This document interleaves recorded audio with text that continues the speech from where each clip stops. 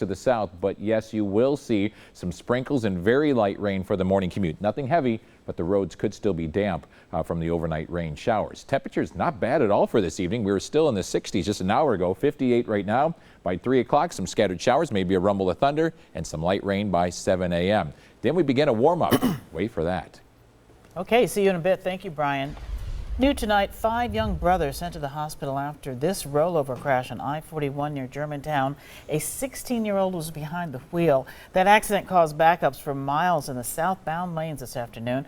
Our Rebecca Clough live from Children's Hospital with the latest. Rebecca. Yeah, Carol, the children range in age from 8 to 16 years old. 3 of them are seriously hurt, all while driving on a stretch of I-41 that's seen its share of bad crashes. Just before 5 tonight, a car loses control and rolls over several times on I-41 in Germantown. Inside the car, a 16-year-old driver and his 4 younger brothers, ages 8, 9, 13, and 15. We heard about 5 to 10 ambulances, and immediately we came up to the bridge over here. 3 of the children were thrown from the car. We heard that 3 kids must have been ejected from a car. You can see a car in the ditch, and the professionals are working on the children now. The teen was heading south on I-41 just past Holy Hill Road. Police say witnesses said the 16-year-old was going at a high rate of speed just before losing control. It's an area known for crashes. There have been at least 4 serious ones in just the past 2 years. The 2 highways actually merge, 41 and 45, right where the accident happened, so it's real easy in that area to have an accident coming up and over the hill. Other neighbors say it's hard to hear children were the ones involved in this crash. It's really scary right now. In the situation, what I'm seeing right now, which they're not done yet, it's not good. It's not good at all. And again, all the brothers were brought here to Children's Hospital. Police have told me that their injuries range from some of the boys being able to talk and they're conscious at the scene. Others were very seriously hurt. Reporting live, Rebecca Clough, today's TMJ4. Hopefully they'll be okay. Rebecca, thank you very much. Well, he stopped to help after a car wreck, but Racine police say this man stole a victim's purse from the scene.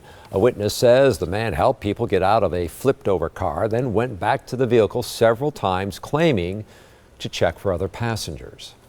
You would hope that somebody's not going to take advantage of you when you're in that kind of a situation, or any situation, but certainly not that. I mean, they were shook up and they obviously weren't aware of what was going on. Investigators are asking for help finding the man involved, so if you recognize him, call Racine Police. They sure would like to hear from you. An argument led to a shooting outside police headquarters this morning in downtown Milwaukee. MPD says a man was using an object as a weapon. A woman grabbed a handgun and shot him in the leg.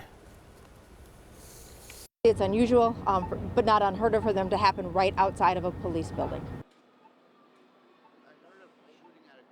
The woman's family says the fight started over a parking spot.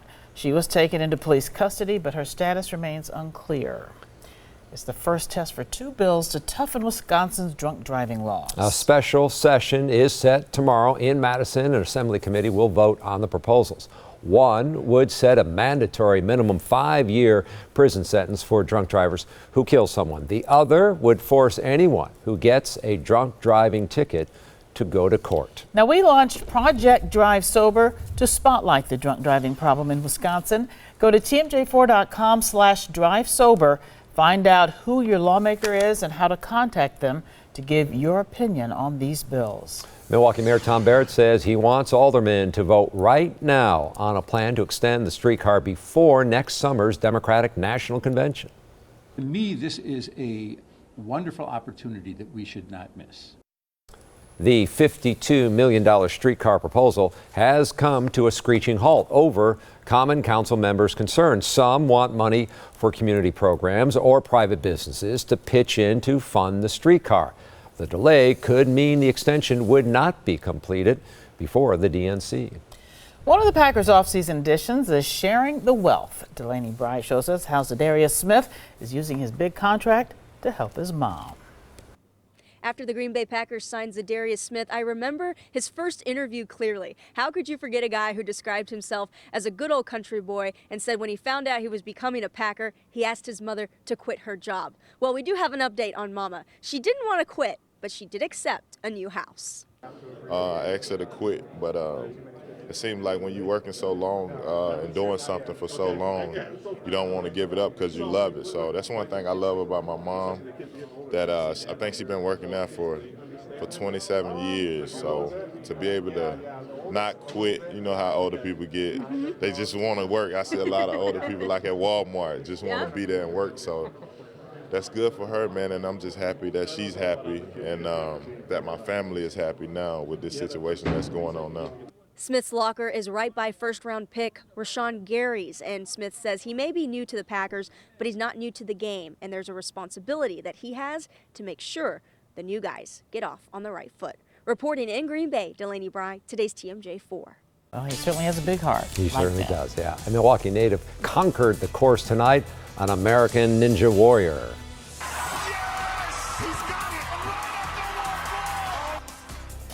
But he has a bigger goal: to find the sister he was separated from years ago, and he needs your help.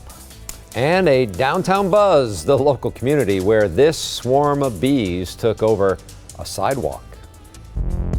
Coming up, when this local businessman stole a couple's life savings, the I-Team had a few questions. What do you have to say to these elderly victims? Now Edith and Artie are fighting back, their mission to protect the elderly. That's coming up on Live at 10. New at 10, a client's trust broken after their trusted financial advisor stole their life savings. People are saying you took all their money and you used to gamble. Did you do that? I have no comment. For months, the I-Team's Kristen Byrne followed our call for action case until it ended up on U.S. Senator Tammy Baldwin's desk. I'm glad to meet you. Edith Schrogen did not think she'd meet a U.S. Senator. What happened to her and her husband Arthur is the reason for this visit. It's not easy realizing what has been done to you after all them years. When I first heard about Art and Edith's story, I was heartbroken. The McGuanago couple lost more than $80,000 to a man they once considered a friend. What do you have to say to Edith and Artie? That's their former financial advisor, Chris Kubiak, seen here outside a federal court. These people are saying you took all their money and you used to gamble. Did you do that? I have no comment. The couple says he told them he was investing their money. Instead, he used it for his own expenses and gambled it away. The couple's son-in-law, Jerry Studer, discovered the fraud when balancing their checkbooks.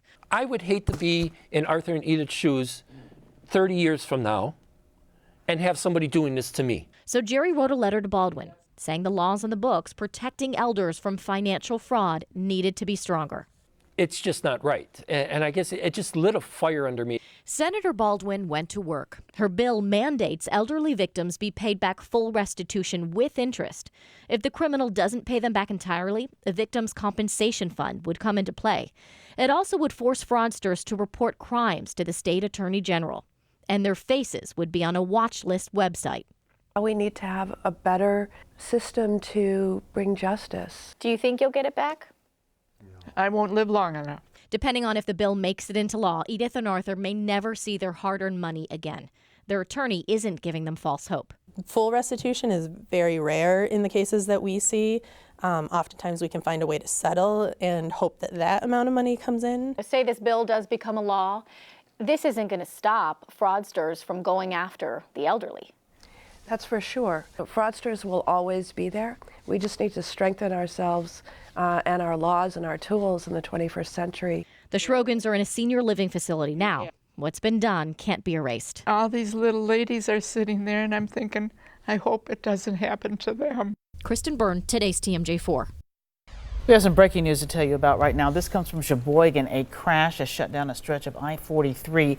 All north and southbound lanes are expected to be blocked until after midnight. Now, as soon as we get any more updates, we will pass them along to you. Storm Team 4 now. We're looking ahead to a warm up and sunshine, but first rain, right, Brian? Yeah, we're going to get some more rain tonight. Not a lot, but we'll get some rain showers. Most of that rain last night stayed to the south, where places like Rockford and Chicago picked up a good 2 to 3 inches, and even more than that in some locations. We got some afternoon sun. How about 68 degrees? Almost normal, just a degree shy of that. Inland areas were in the lower 70s today.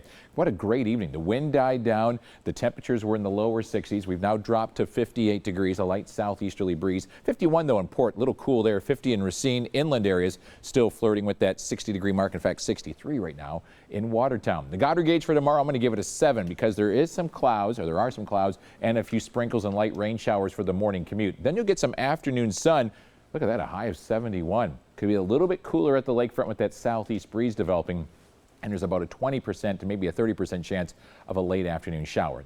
We've had enough rain, haven't we? So far this month, we've had 6¼ inches of rain. It's more than double the normal for the month. And the record, 9.56 from 1933. We will not break that record. But we are watching more rain, severe weather north of the Quad Cities. All the red, not tornadoes, but flash flood watches or warnings once again. Now, there have been about 6 to 8 reports of tornadoes around Iowa this evening.